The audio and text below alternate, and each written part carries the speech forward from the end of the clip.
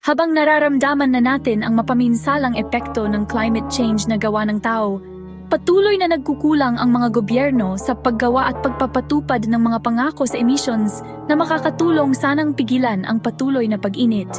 Kaya, ano kaya ang magiging itsura ng ating mundo sa susunod na hanggang 80 taon kung magpapatuloy tayo sa kasalukuyang landas? Pagamat imposibleng malaman kung ano ang eksaktong mangyayari sa susunod na dekada, ang mga siyentista at climate expert ay gumawa ng mga pagtaya na isinasaalang-alang ang kasalukuyang kalagayan. Ang kinabukasang ilalarawan namin ay malagim, ngunit tandaan, may oras pa para tiyaking hindi ito magiging katotohanan natin. Taong 2050 na, nalampasan na natin ang 1.5 degree na target na ipinangako ng mga pinuno ng mundo na susundin. Uminit na ang mundo ng 2 degree mula noong 800s, nang unang nagsimulang magsunog ng fossil fuels ang mundo ng malawakan. Ang mga ulat tungkol sa heatwaves at wildfires ay regular na laman ng panggabing balita. Ang mga araw ng tag-init ay lumalampas sa 40 degrees sa London at 45 degrees sa Delhi dahil ang matinding heatwaves ay 8 hanggang 9 na beses ng mas karaniwan. Ang matataas na temperaturang ito ay nagdudulot ng malawakang blackout dahil nahihirapan ang mga power grid na makasabay sa pangangailangan sa enerhiya para mapalamig ng maayos ang mga tahanan. Umaalingaw-ngaw ang mga sirena ng ambulansya sa gabi, lulan ang mga pasyenteng dumaranas ng heat stroke, dehydration at pagkapagod. Ang Timog Kanlurang Estados Unidos, Timog Africa at Silangang Australia ay nakaranas ng mas mahaba, mas madalas at mas matinding tagtuyot. Samantala, ang Pilipinas, Indonesia at Japan ay nahaharap sa mas madalas na malalakas na pag-ulan dahil ang tumataas na temperatura ay naging sanhi ng mas mabilis na pag-evaporate ng tubig at pagkakakulong nito sa atmosfera.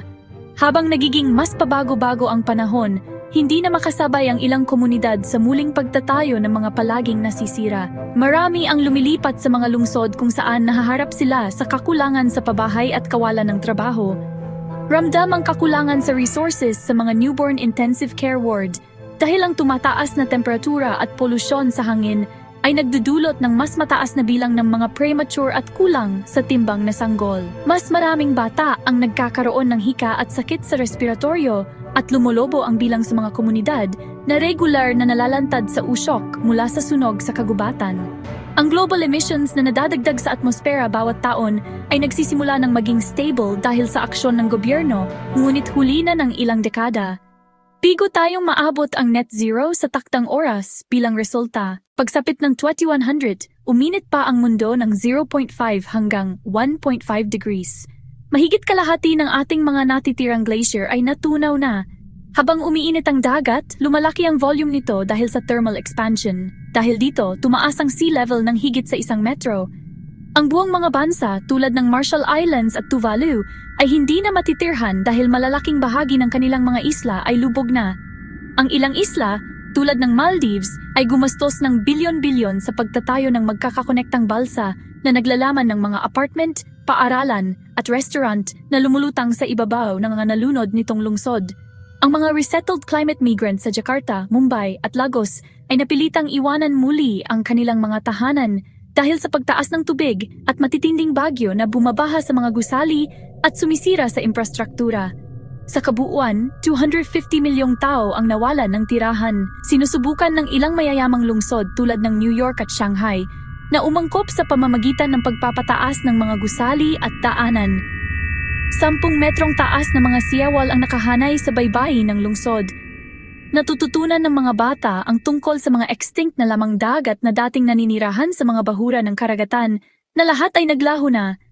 Dahil sa tumataas na temperatura sa ibabaw ng tubig, mga presyo sa grocery, kakulangan sa pagkain at tubig, ang mga prutas at produkto na matagal nang itinatanim sa tropiko at subtropiko ay bihirang makita sa mga estante dahil sa matinding heatwave kasabay ng tumataas na humidity, ay nagiging nakamamatay para sa mga magsasaka na magtrabaho, hindi mahuhulaan. Ang mga heatwave, tagtuyot at baha, pinipilayan nito ang mga maliliit na magsasaka sa Africa, Asia at South America na dati nagpo-produce ng sangkatlo ng pagkain sa mundo. Daang milyong tao ang naitutulak sa gutom at tagutom. Ang mga hula sa klima ay maaring maging napakabigat at nakakatakot. Gayunpaman, marami sa mga ekspertong responsable para sa mga pagtatayang ito ay nananatiling positibo mula nang magsimulang gumawa ng mga hakbang ang mga bansa para mapababa ang kanilang emissions. Bumaba ang mga pagtaya sa pag-init sa loob lamang ng wala pang isang dekada. Nabawasan natin ang ating tinatayang rate ng emission, kaya hindi na tayo patungo sa 4 na degree ng pag-init. Ang mga patakarang namumuhunan sa mga renewable energy source ay bumabawas sa produksyon ng fossil fuel, sumusuporta sa electric transportation, nagpoprotekta sa ating mundo at nagre-regulate sa industriya at tumutulong na pagaanin ang pinakamasamang epekto ng climate change. Sinabi rin ng mga climate expert na para magkaroon ng tunay na pagbabago, kakailanganin nito ng matatatapang na solusyon, mga inobasyon at sama-samang pagkilos. May oras pa para muling isulat ang ating kinabukasan. Bawat ika-10 ng 1 degree ay mahalaga.